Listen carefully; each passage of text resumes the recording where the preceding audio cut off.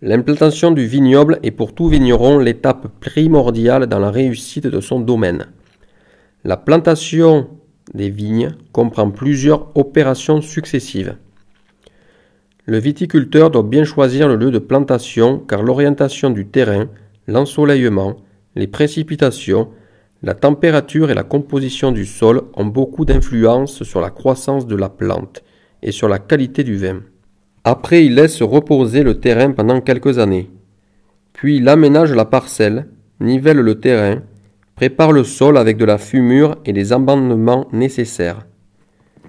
Une fois le cépage décidé, il choisit le porte-greffe qui correspond à ses objectifs d'adaptation au sol.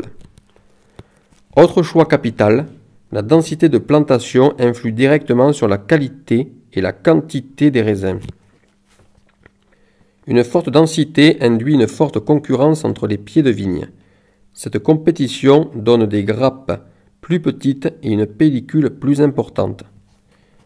Les distances de plantation varient en fonction de plusieurs facteurs tels que la fertilité du sol, la pluviométrie, la variété et le porte-greffe utilisé, etc.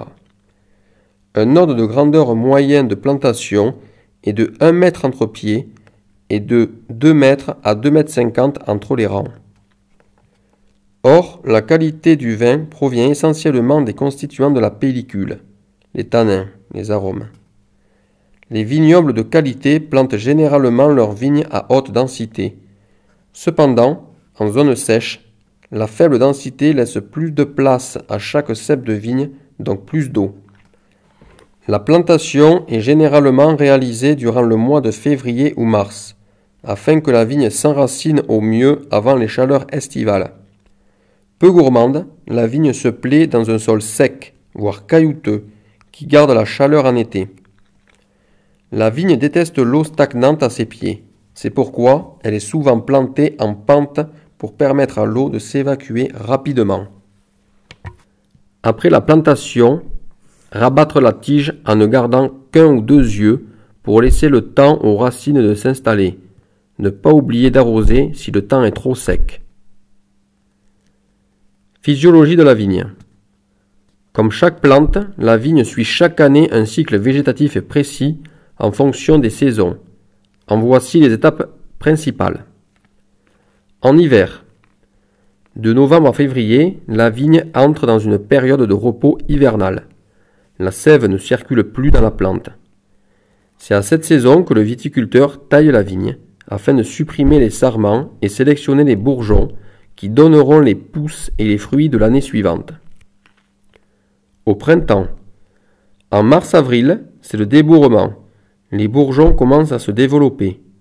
C'est la période de croissance des rameaux et des feuilles. La vigne se réveille et la sève circule à nouveau dans la plante. En mai-juin, c'est la floraison, avec l'apparition de petites fleurs. En été, en juillet, le feuillage continue à se développer et les fleurs donnent naissance à des grains de raisin. C'est la nouaison. En août, c'est la véraison. Les raisins verts grossissent et mûrissent. Ils se colorent, deviennent moins acides et s'enrichissent en sucre et en arômes. En automne, en septembre-octobre, les raisins sont arrivés à maturation. C'est l'époque des vendanges. Dès les premières gelées, les feuilles tombent.